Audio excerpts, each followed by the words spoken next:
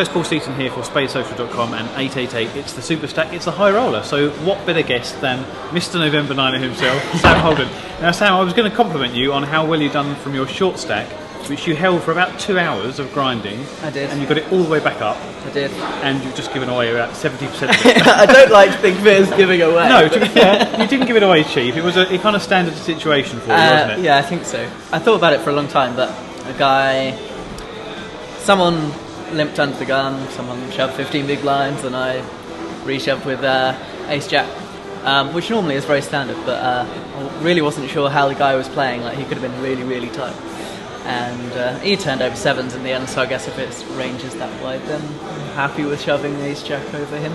But he won the flip, and yeah, I've still got about 15 big blinds maybe, I think, which is about 25, 26, something like 26,000 up 1,000, 2,000 at the moment. So. Oh, it's still a manageable stack, especially for someone who, like you, has past experience with the short stack. I was going to ask you about this anyway, because I'd seen you done so well. You've done so well with it, but this was your experience out in Vegas, and now here.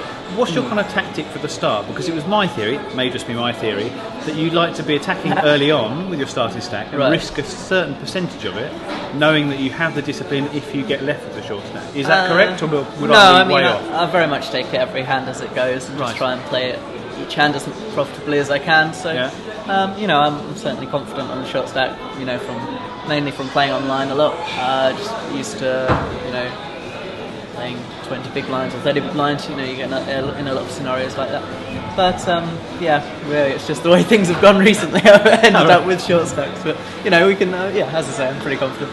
Yeah, well, to be fair, it's been a successful period of your life, to say the very least. Yeah. We spoke to you after Vegas, obviously we covered that in great detail, and we've enjoyed catching up with you at Super Stacks. One thing we missed out on in between, which I was gutted at the time, because we couldn't reveal, or you couldn't reveal what your situation was. You ended up winning Late Night Poker, so congratulations for that, yes, right? How big a deal was that? I was very excited to watch it, as millions were on Channel 4.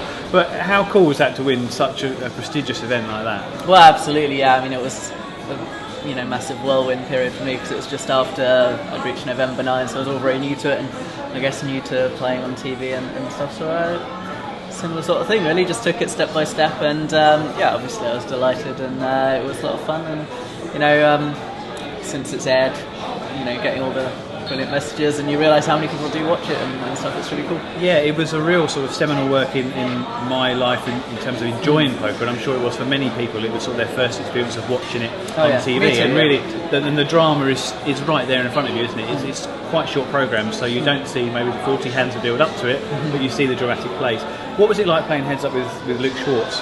Well, because that's a question that many people have been asked for various reasons, but what was it like for you? Right.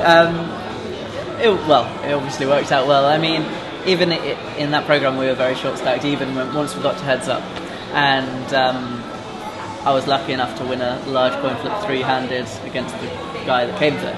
So I had a lot of chips going to heads up. So, you know, it was a good experience. But again, I was pretty confident of managing the short stack that I had, and was fortunate enough to pick up a lot of good hands, or reasonably good hands.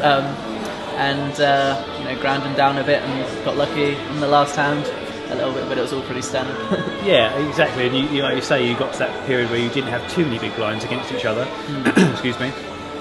One of the people involved in that program, in a different way, is James Aikenhead, who of course was commentating on that final, and he did predict great things for you. You could still meet at the final table here.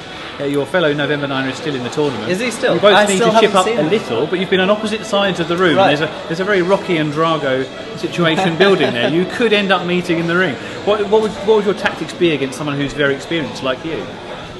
Well, we'd have to see, you know, how many chips we had and things. You know, I imagine that you know, there'll be weaker players on the table that, you know, will be more advisable to play pots with for a lot of the time, but obviously I wouldn't let him get away with winning all the chips, so I'd have to probably play pots with him if he's, you know, playing quite aggressively, which I'd expect him to do. So, you know, really again take it hand by hand, which is what I do in all poker, but yeah, we'll have to wait and see, I guess. Okay, I won't pressure you too much on that. That'll be a nice situation to be in. Absolutely, yeah. Any final table is a good table to be on for sure. But as well as the high roller, you play other events on 888 Poker, obviously online. Tell us about those. You played the Poker Cam as well, haven't you? Yeah, we played quite a few cash games initially, and then we played some tournaments on there.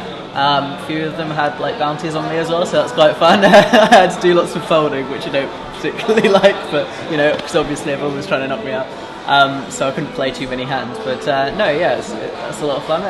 Nice, innovative, technology, I guess. Yeah, absolutely. Yeah. So it's really real social way of playing as well. I think. If you can get on tables with your mates and stuff, it's funny when you can see them, and it adds that extra dimension to poker, which you have in the live arena. But yeah, I've been playing a lot of tournaments recently, actually.